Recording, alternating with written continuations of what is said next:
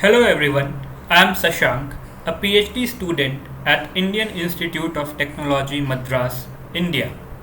In this talk, I am going to present our work on plug and play differential phase encoded measurement device independent quantum key distribution protocol. This work was done in collaboration with Dr. Anil Prabhakar and Dr. Prabha Mandayam from IIT Madras. QKD allows Alice and Bob to share an identical bit string using quantum states. Alice encodes the key information in single photons and sends them to Bob using a public channel. Bob performs the required measurement to extract the encoded information. After this, Alice and Bob communicate over a classically authenticated channel and perform post-processing to obtain an identical bit string. QKD is unconditionally secure. Its security is not based on hardness of a mathematical problem. Rather, its security relies on laws of quantum physics.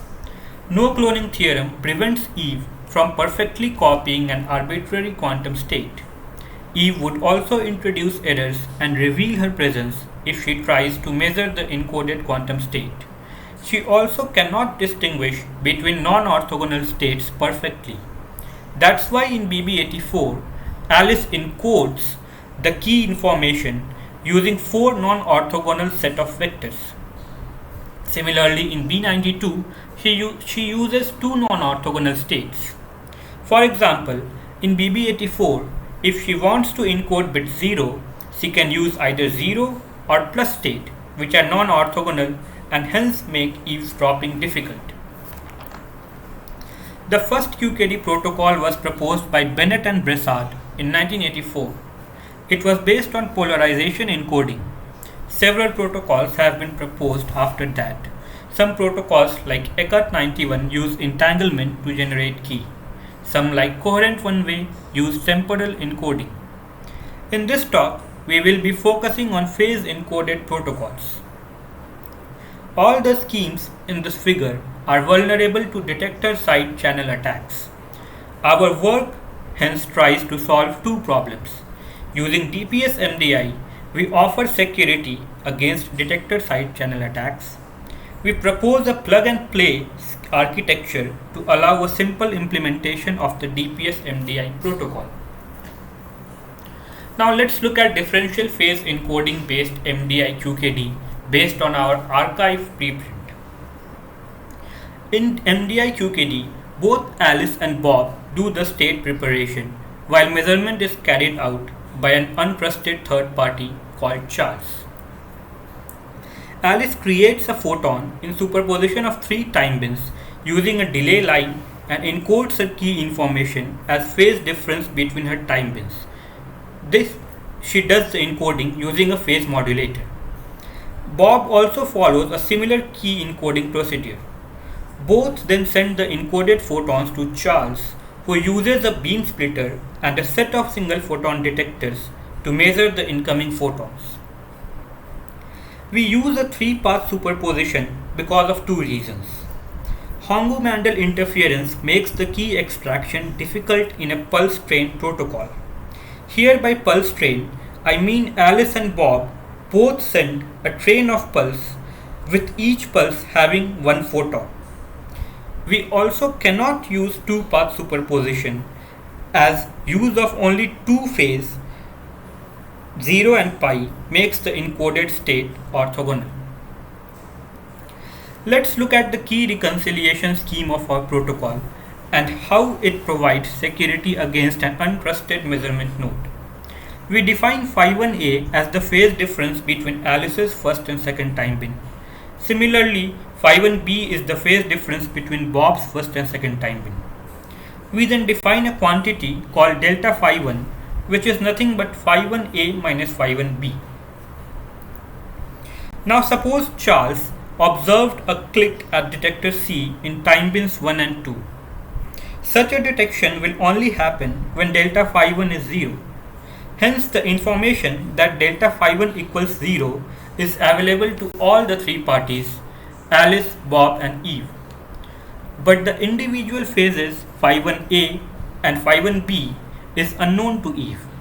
This ignorance of Eve guarantees the security of our scheme.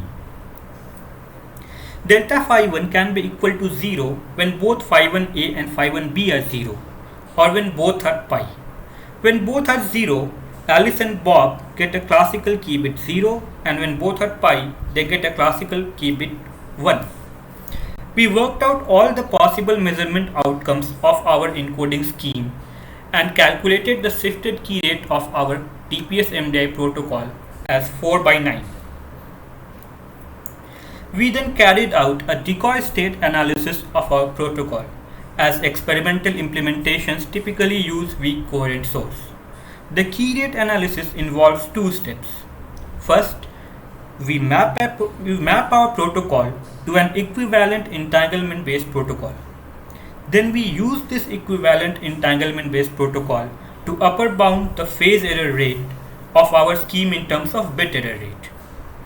The decoy state analysis gives the key rate as shown below, where Q11 is the probability of successful Bell state measurement given both Alice and Bob's weak coherent source generated a single photon pulse. IEC is the cost of error correction.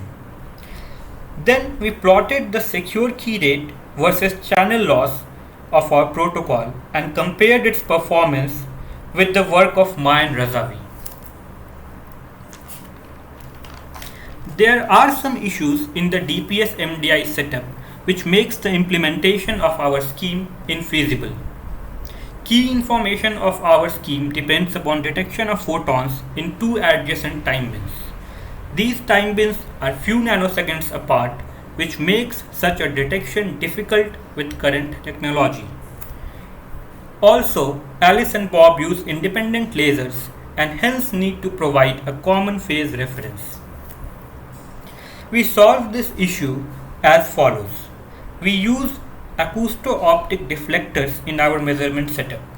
These acousto-optic deflectors route the photon in adjacent time bins to a different set of detectors, thereby solving the issue arising due to finite detector dead time. We then use optical phase locked loops, also called as OPLLs, to provide a common phase reference. After having solved the practical concerns which had made the experimental implementation of our protocol challenging, we further use plug-and-play architecture to reduce the complexity of our protocol. MDI implementations demand indistinguishability of photons which are coming from Alice and Bob's lab. The photons should be identical in frequency, timing, and polarization. Active stabilization systems such as OPLLs, feedback temperature control units, are typically used in MDI experiments. Hence, we remove the need of these experimentally demanding subsystems using plug-and-play architecture. The figure shows the plug-and-play DPS MDI protocol. Charles generates a high-powered optical signal using a CW laser. He uses a polarization controller to ensure that the generated signal has 45-degree polarization. Charles passes this high-powered CW signal through an intensity modulator so as to obtain a pulse signal.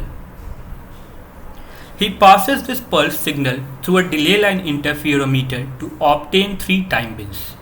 The DLI output then falls on a PBS.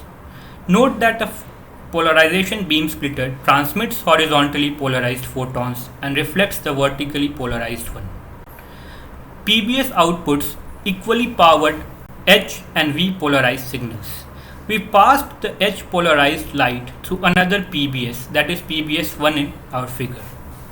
As the input to PBS1 is already H polarized, it simply transmits all the incident signal.